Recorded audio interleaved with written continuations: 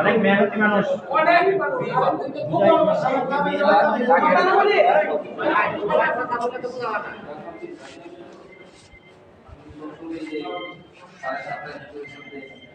আমি সবসময় আলেমদের সাথে সবসময় দোয়া করছি যে আল্লাহ তুমি আমার সাথে নিয়ে আসতে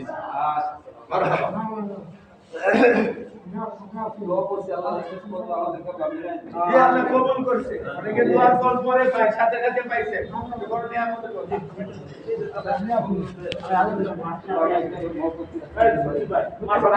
এখন আপনি আমাদের সাথে আছেন তো নাকি? এর কথা বলো যে আগে ভুল করতেছি না। ইনশাআল্লাহ, আলহামদুলিল্লাহ, আলহামদুলিল্লাহ।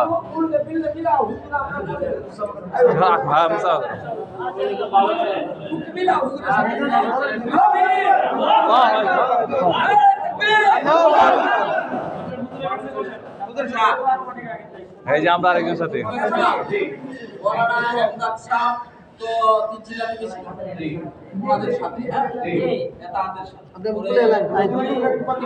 হ্যাঁ হ্যাঁ, যারা নতুন হয়েছে আমরা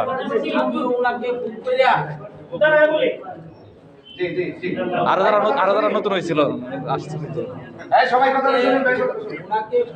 বলার পরে উনি এই জমাত চাইরা 60 দিনের রূপ ছিল, জমাত চাইরা উনি চিটাগাং চলে গেছেন ছেলের বাসাতে, বাদ দিয়ে দিয়েছেন। এখন ওনার সাথে তখনই আমার কথা ছিল যে আমি এক চিল্লা এখানে লাগায়া পরে 2 চিল্লা আলেম ওলামার সাথে লাগাবেন, ওনার জন্য দোয়া করেন। উনি সুস্থ হওয়ার পরে আশা করি উনি ওলামাদের সাথেই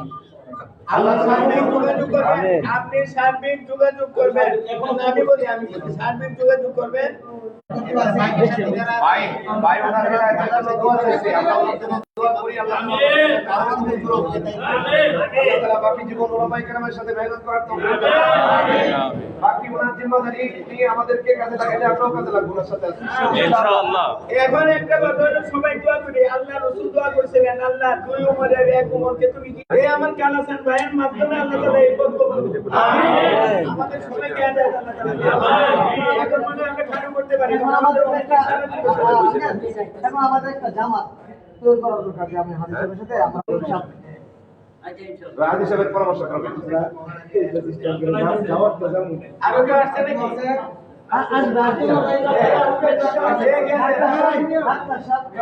আমাদের শুনেন, আমাদের যে লুকমান হুজুর, উনার ব্যাপারে সবসময় কিন্তু